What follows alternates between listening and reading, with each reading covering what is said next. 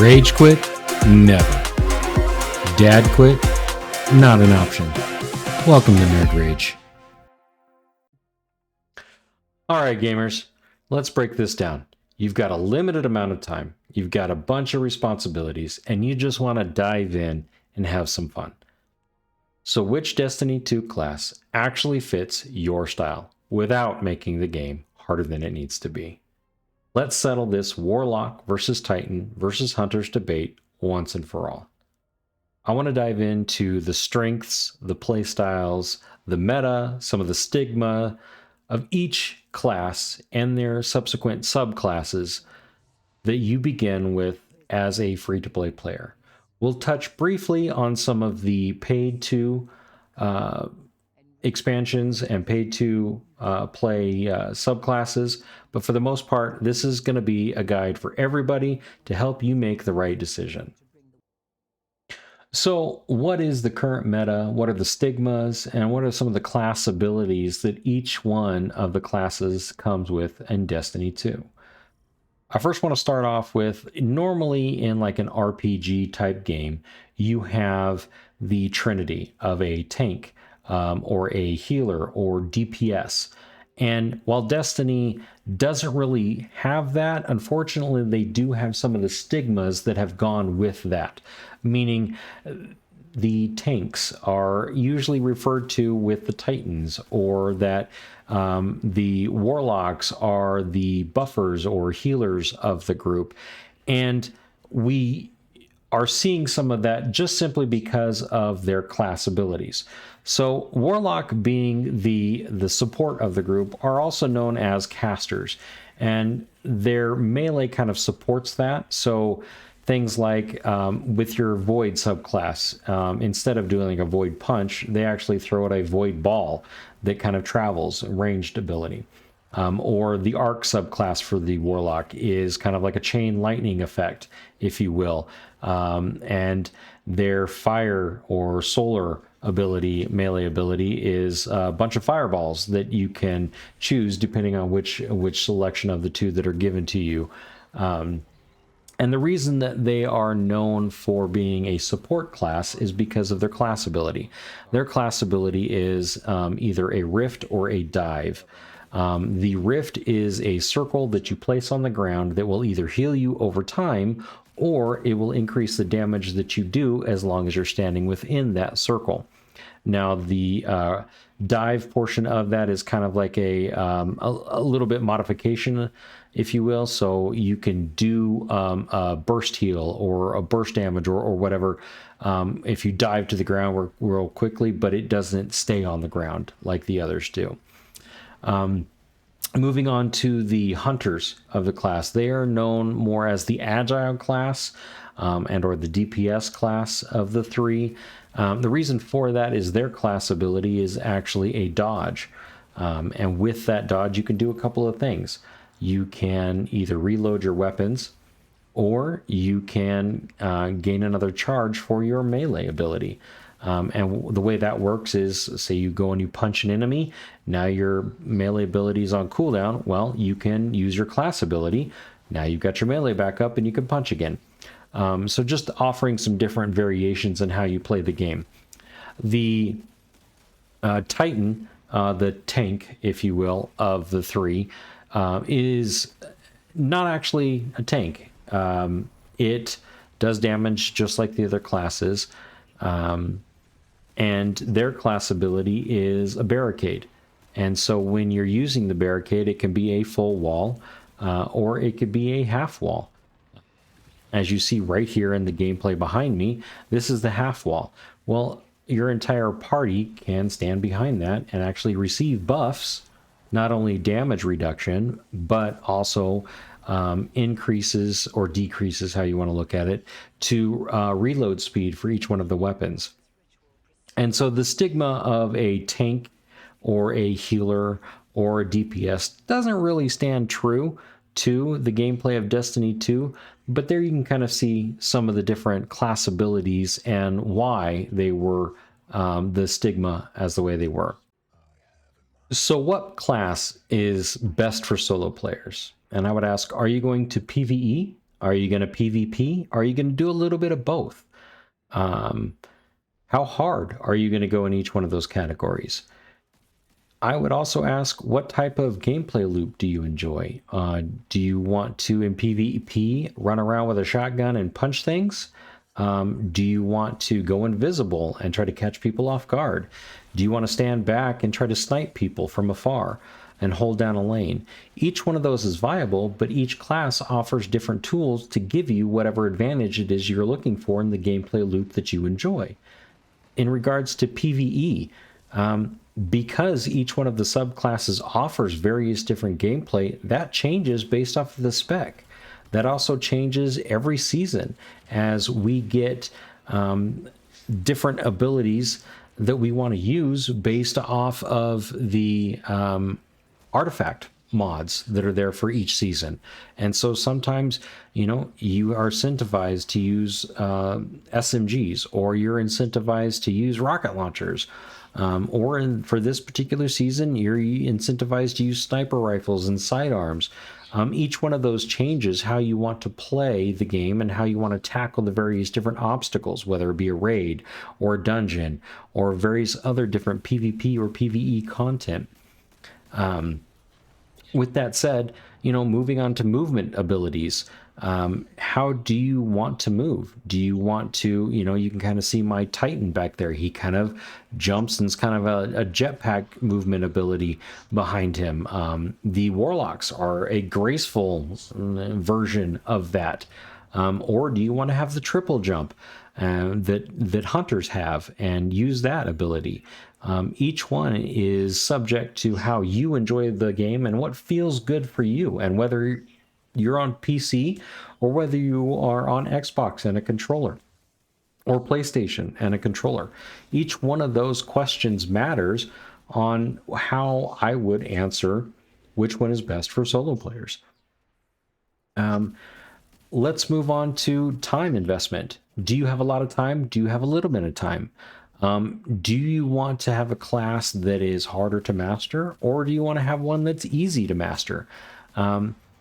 So all of those, my personal opinion is Titan is an easy class to pick up. You can just start playing. You can run around and start punching things, and you are going to do just fine as a Titan. Whereas I think the hardest class to master is the Hunter, just simply because it has a lot of movement tech that you can do to make your gameplay better. It also has a lot of precise abilities that require you to be precise. Speaking of precise, let's talk about the super abilities for each one of the classes. And Hunter, with their solar super, Golden Gun, is one of the only precise supers that is in the game. The other one being Blade Barrage, which is a bunch of knives, flaming knives that explode on impact. Moving over to Void, they have Shadow Shot, which is a arrow that they shoot that suppresses and debuffs the target or targets in the area. They also have Spectral Blades, which is a Void super, and that is more of an invisible assassin, if you like that type of gameplay. Arc is three different ones. You've got Arc Staff, which is the hunter wielding a bow staff and spinning it to deflect different incoming damage abilities. It also then can be used to strike their enemies.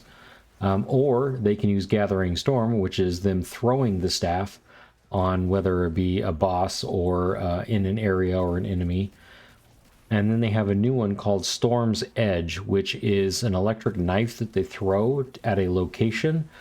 They then teleport to that location, doing kind of like a whirlwind AoE damage of arc to anything that within that area. You get to cast that about 3 different times before the timer is up. For Stasis and Strand, those are similar to the Storm's Edge. Those are supers that are added onto the game. You have to purchase expansions in order to get access to them. But the Stasis for Hunter is Silence and Squall. Think of them throwing a couple of shurikens that turn into a giant blizzard. that start tracking the enemies. And then Strand is Silk Strike, which think of that as a rope with a knife attached to the end of that. And so it's kind of a roaming super for the Strand version. Then we can move on to Warlock. For Solar, Warlocks have very well known Well of Radiance, which is a giant version of their Rift class ability. It heals friendlies as well as it gives them a damage buff. It also does a little bit of damage to enemies if they happen to be on top of the well when you cast it. Daybreak, which is, think of a I don't know, an archangel type thing. You basically turn into fire, and you have a sword that is a flaming sword, and you can basically throw the flaming sword at your target and do a bunch of those. They track enemies. You see it a little bit more in PvP, more so than PvE, but if that's kind of an archetype that you're looking for, there's that. And then similar to the Hunter's Storm's Edge, Warlocks get another solar super called Song of Flame. And the easiest way to describe that one is, think of a Well of Radiance, only you are the well. So instead of it being a static location, your character is the one that emits the buff to your party members, as well as then you get to cast a couple of other abilities that you normally didn't. And then the healing, obviously the AoE healing happens to party members and yourself around you. The next one for Warlocks is Void. They have two different Nova Bombs. One of them sucks enemies in, the other one just explodes and makes a bunch of different particles that kind of go around and just do a ton of damage, kind of a one and done. The second super for Warlocks is Nova Warp, and think of just the Warlock becoming Void itself, and you can warp around, do damage, and explode in Void explosions. Then we have Arc for the Warlock, and the two different supers are there. Storm Trance, similar to the Nova Warp in the fact that you're embodying the element. So you, in this one, you're embodying Arc, roaming around, but you're more like Emperor Palpatine, and you have kind of like a chain lightning ability that you can cast around. The other Arc super is Chaos Reach, and this is kind of like a huge arc beam that your character emits from whatever location you're at. You don't really get to move a whole lot with that one. It lasts for a few seconds, and so that's the arc beam towards whatever target or targets, your choice. And then for the Stasis and Strand for the Warlock, for Stasis, it's called Winter's Wrath. You have two abilities that you get to use during that. One of the abilities basically freezes your enemies. The next ability shatters those freezing crystals that appear. And then for Strand, something called Needle Storm. Basically, you go up into the air and you conjure a bunch of strand needles and throw them at your enemy. It's kind of a one and done super. Moving on to Titans, for their solar super, they've got Hammer of Soul, which is more or less a bunch of flaming hammers that they get to throw at their enemy, or Burning Maul, which is a giant two-handed hammer that they can wield, spin in a circle, or slam on the ground. For Void on the Titan, they have Ward of Dawn, which is basically a gigantic purple bubble that acts as defenses for you and your party. Or they have Sentinel Shield. Think of Captain America, where you can kind of throw your shield or bash people around. It's a roaming super. And then their newest one for them is Twilight Arsenal. They get to throw void axes at their target and then actually get to use those axes afterwards. For Titan's Arc, they have Thunder Crash or Fist of Havoc. Thunder Crash, they basically turn into a missile themselves and launch themselves at a target. Fist of Havoc, basically they inhabit the Arc subclass and kind of roam around, punch things, slam the ground in a bunch of Arc element damage. Then you have Stasis and Strand for the Titan. Stasis is Behemoth. Basically, you get to slam the ground and create a bunch of ice crystals everywhere and then run into those ice crystals and have them shatter. And then Strand is Berserker, basically a dual wielding Berserker. You run around and have a bunch of melee that you get to do. And again, kind of feeding into the melee abilities that Titan is well known for. Let's quickly go over fashion and then we'll close things out. So hunters have cloaks, which also happens to be their class item. So if you're definitely into the cloak assassin type of character, hunter is for you. Warlocks have a lot of trench coats, and their class item is an armband. So unfortunately, if you don't like the trench coat look, then warlocks may not be for you. Titans have large shoulders and their class item is a belt. I personally like Titans the most as far as fashion is concerned. However, because I have all three classes, there are sets that I love on all three of the classes out there. And there's a lot of content creators that will show you the various different fashion that you can do with each class. So which class should a new player start with? I think based off of the things that we discussed, Warlock would be my recommendation, simply just because they are the most forgiving class. You can get out of some sticky situations because you have your class ability that can heal you. There are less times when you're worried about the kind of tech the game offers for movement or defenses. You don't have to worry about that as much. You can kind of get through not only with your super, but your class abilities to kind of push you through some of the unknown content. After that, I would recommend Titan. And if you love being in the thick of things, if you love and being right next to an enemy so you can punch it, Titan would be my recommendation.